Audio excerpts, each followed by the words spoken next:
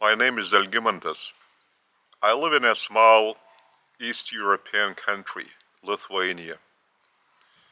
I represent Creator to this planet as Creator's ambassador and apostle of Master Creator's Son, who bestowed himself on our world as Jesus of Nazareth 2,000 years ago, and his partner, Creator daughter Nebudonia. We have just had the worship service, the living worship service of Creator. At our worship service of the Creator's living religion of revelation. All the religions on the world are split into different sects.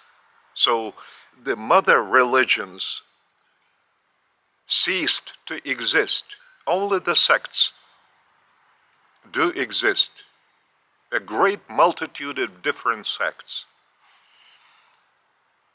They use the same written sources, but they differ by the rituals they perform during their religious holidays, during the,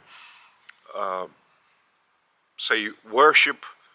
Well, it's not worship, but during the Holy Mass, what is common with Catholics. Lithuania, by the way, is a very strong Catholic country. It's small. Its population is, well, a little bit over 2 million. But it's so, I would say, awkwardly Catholic. It was the last country in Europe to give up pagan belief for Christianity. As you know, Catholics are the major sect of the Christian religion. There are maybe over 1 billion Catholics the world over. The other major religion that embraces all the sects that differ by their out-of-performing rituals and by their approach to the other sects within the religion, are Muslims. They are also above 1 billion.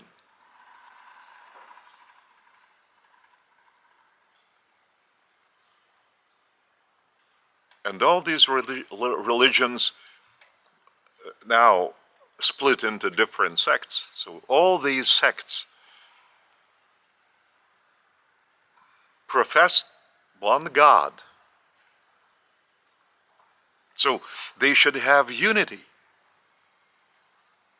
But there is no unity on the planet whatever.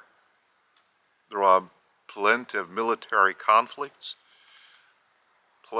plenty of wars within an individual, among different groups within the society of one or another country, within the family, of all sects. So what is wrong in the situation? If Creator is expressing love for all, if Creator is bringing what is better, not what is worse, why people do not come to some unity and, in a way, cooperation for the well-being of all, for humanity. Just because no one apart from me presents such teachings, spiritual teachings, which are coming right away from Creator himself. Creator is the four sources and centers, united into one absolute spiritual unity. They might be called the Paradise Trinity and the Aggregate Deity I Am. So my teachings are coming from these four sources and centers. I put them into different books. The teachings I've received in the course of, well, over 25 years, I believe. The first book I received from the Son of God, who bestowed himself on our humanity 2,000 years ago as Jesus of Nazareth. So this is the revelation book I received from Jesus. It's already the second edition with a supplement in my native tongue, Lithuanian. But I translated this first edition without a supplement into English, and I got it published. Just 500 copies in English.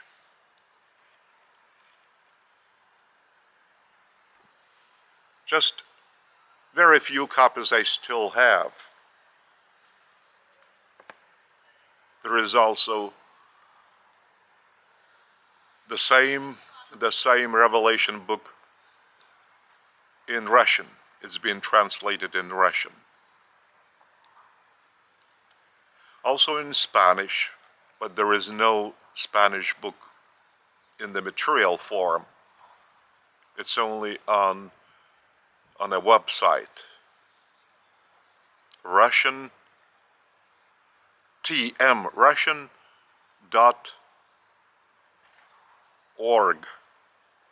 TM Russia. TM Russia.org. O-R-G.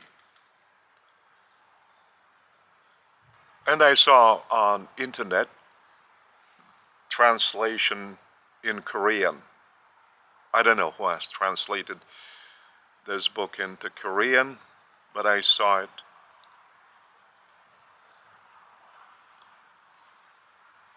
The other books I had printed, the teachings by Creator himself. The first one, Eternity of a Blink. Eternity of a Blink. Akimirkos amžinybė. The second volume, Gyvoji tyla. The Living Silence. The third volume, Meilės galia. The Might of Love. And freshly published Volume 4 of Creator's Teachings, Revelations. You are within. Tu manyje.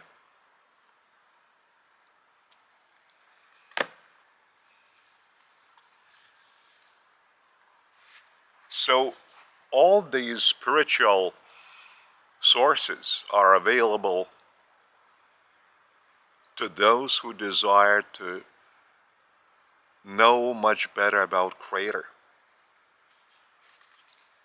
I often show you the epochal revelation the Urantia book that has been passed over to humans. So this book is of enormous size, over 2,000 pages. Under the leadership of Creator, I've translated this book into Lithuanian.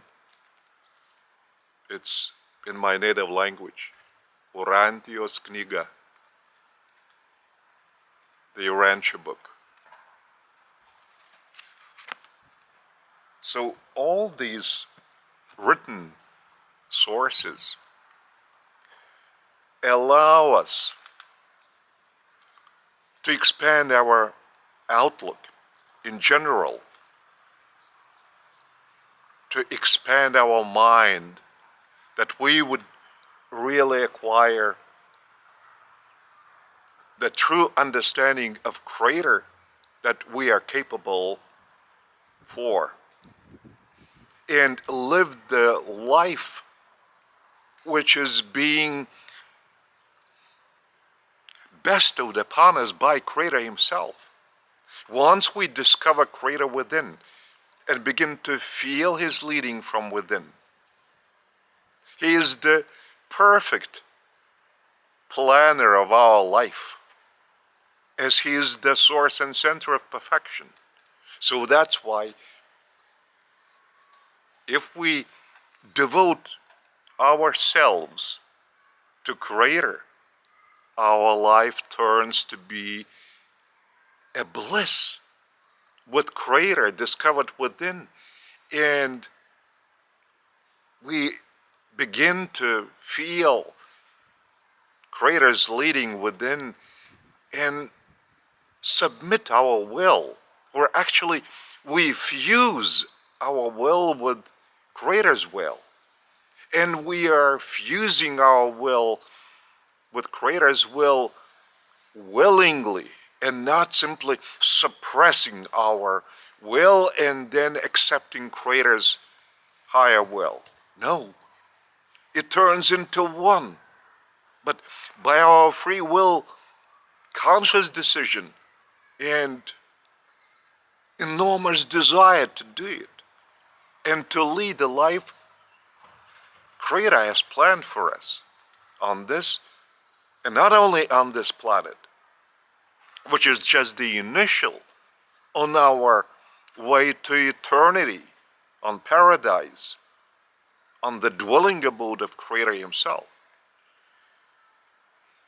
So all this changes our attitude to absolutely everything around us, within our life. And then you realize people incarcerated in rituals, in their own segmented understanding, being the believer of one or another sect, of one or another religion, they are our miserable brethren. They are waging wars with one another. They are doing their best just to prove that their sect is better than the others, even within the same religion. Or if they have nothing, just to prove their correct point of view according to their understanding, what they might do at most, just to look at the other sectarians, what they accept as also their churches, with disdain, with some sort of neglect. There is no brotherhood among them. And nothing speaking about feeling Creator Himself discovered within, and His love vibrations within. within their own spiritual personality, so that they would embrace all their brethren in love vibrations. So that's the major obstacle for unity, for unity. And it shall never melt this enormous split in different religions into sects without my teachings being taken in by their spiritual personality. And their spiritual personality should first be waked up. It's a real waking up of the spiritual personality, which is now in a spiritual slumber. Even though the body is moving, mind is operating, but it's only on an intellectual level. And what concerns religion, they perform different rituals. They celebrate different religious holidays. But during the Mass, they perform different material rituals. And very, very often you might hear the word Eucharist, Eucharist, Eucharist. This might be also the same as the Last Supper, communion, the Holy Mass. So this is in reality what Catholics consider to be the most important sacrament, Eucharist. This is the Last Supper when Jesus shared the glass of wine and bread. And Catholics turned it into the ritual of this Last Supper when they drink wine as the blood of Jesus' body. And they also consider that when they partake of the ostia or host, they are taking this living symbolic body of Jesus. And what is most important, that they consider that it has been established, this ritual has been established by Jesus himself in say his remembrance, when he asked, just while sharing this cup of wine and the apostles drinking from this one cup, sharing this wine, and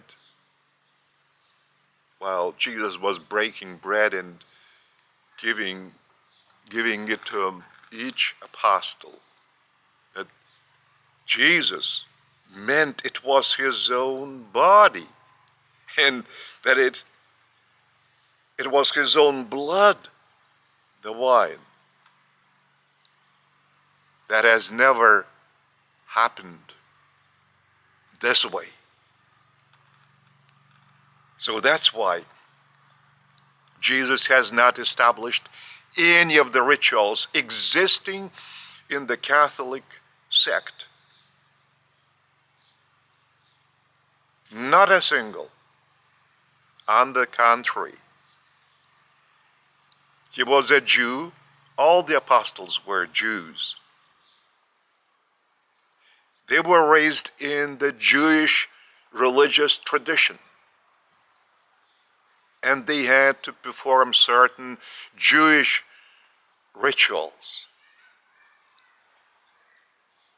They shared the same synagogues with the Jews. Even when Jesus was grown up and teaching his own apostles to abolish these rituals, just to set up the heavenly kingdom within their heart. The Father loves all, pagans and Jews equally. There is no any preference of the Father for anyone. But when they wanted just to attend any say prayer, mass, collective prayer, they attended synagogues. And Jesus was trying just to melt these existing Jewish rituals by the Father's love being experienced after having set up the heavenly kingdom within one's heart, being felt by higher frequency vibrations within. So that's why Jesus never established a single ritual. The more so, he didn't even mention there would be a single religion that would be singled out as his own religion, Christianity. Christianity is not Jesus' religion. It's religion about Jesus. It's absolutely different. Christianity is the outcome of the efforts of Saul when, after he recovered his eyesight and turned his name into Paul,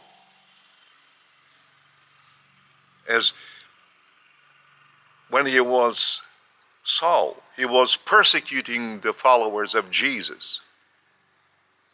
And this enormous experience of getting blind after he fell off the horse on the way to Damascus. And when all of a sudden he felt some sort of a apparition or something unfamiliar to him, and he asked, "Who are you?" And the calm voice answered, "I'm the one you are pursuing." And right away he reassured, "Don't be scared. You will regain your vision. Carry on with your travel to Damascus." So after this episode, once he regained his vision, he turned his name into Paul. And he has never seen Jesus. He has never met Jesus before.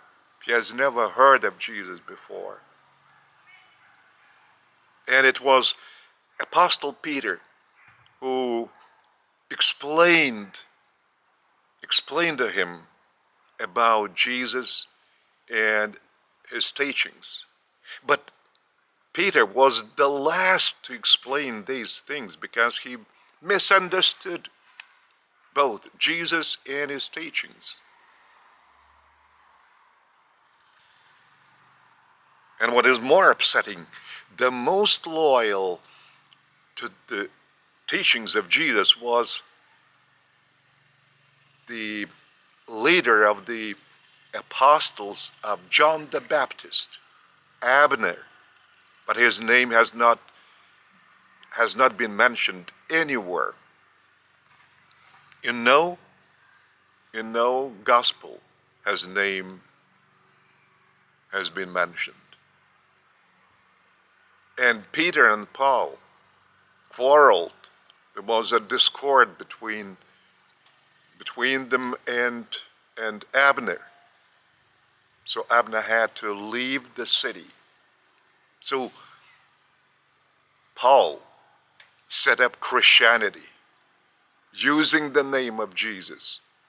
And his understanding, personal experience with God, as well as some religious aspects of the Jewish religion, as well as some notions, assertions of Greek philosopher Philo. So that's why the Last Supper, that Jesus shared the wine and bread with his apostles, ended the old tradition of Jews to have the Last Supper before the Passover holiday on the next day, Sabbath. So that's why it was on Friday evening. And when this ritual or ritualistic supper has been celebrated with the apostles under the leadership of Jesus, it was the first ever Last Supper celebrated for Yahweh without the lamb sacrificed for the occasion. They didn't have a Jewish traditional lamb on this occasion. So that was a novelty for the apostles. And plus there was even a shocking episode when Jesus took a bowl of water, put over his shoulder towel, and approached Peter and bent because he was making ready himself for washing his feet. The master is washing his disciples' feet. That was a shocking experience for Peter, so that he vehemently protested, "No, Master, no, don't do it." But Jesus insisted, "Peter, calm down. Just allow me to perform this."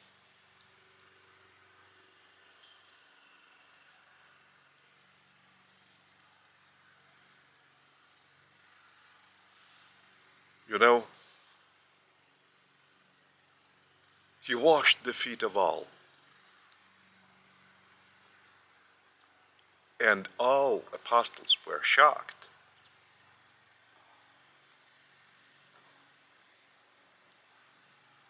But Jesus, after finishing the Last Supper, said, "And now, let me raise the cup of wine and share it with you. And you will share it and have it in my remembrance. And I want to leave my new commandment to you. Love each other, even as I have loved you.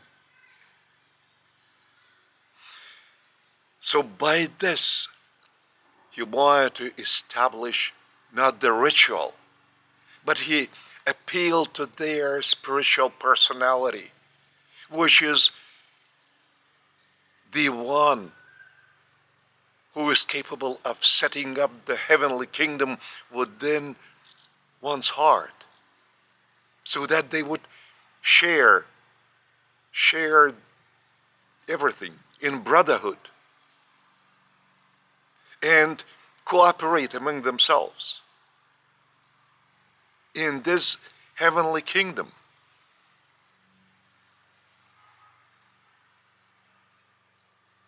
And there is no need to celebrate the Last Supper. You have to open up your heart to Creator, to the source and center, even of Jesus.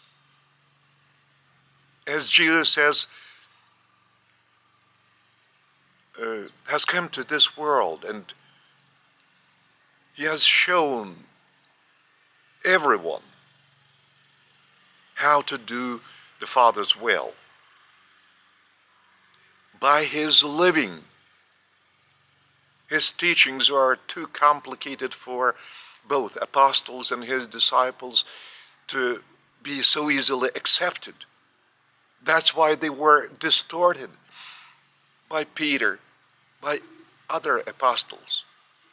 Except, I've mentioned before, Abner, who was not even Jesus' apostle, but the leader of John the Baptist's apostles.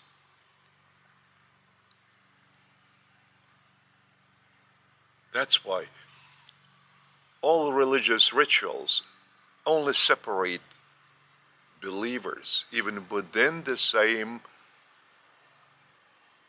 religion. Nothing speaking about different religions. So that's why I have the mission conferred on me by Creator, by these four sources and centers, the Paradise Trinity I am, to train spiritual teachers, to lead the living communion in the living temple and religion of revelation, the Paradise Trinity I am, living temple and living religion of revelation. And that's why my living word is the only one of this, I would say, top frequency vibrations the world over, as I have only one desire: to help you discover Creator within. It is only in this case it is possible to eliminate all divisions within humanity, to unite all religions in one embrace of Creator's love, and not by intellectually embracing, but by spiritually embracing. It's an absolutely different quality. Spiritual and living path. It's Creator's evolution. Creator's evolution and his evolutionary plan are designed to the whole of creation, including our planet. Unfortunately, for the last 200,000 years, humanity,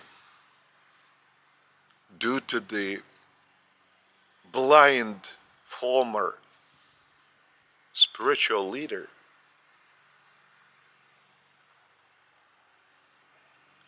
have deviated from the Creator's course. Jesus' efforts when he brought the loving Father's idea, loving all, including pagans, has been distorted. That's why I continue Jesus' mission and even say more than he said. Creator is living and is within each of you, and it is possible to discover him. And at any time, at any place, provided that you are sincere. Sincerity is one of the traits of Creator's character.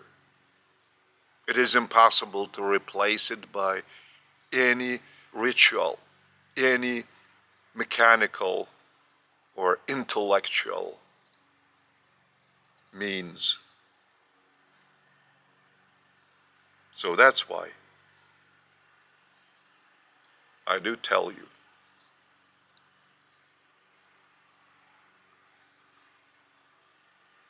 humanity shall be united by Creator's Spirit, thought adjuster. Once every member of humanity is waked up as a spiritual personality, and not earlier.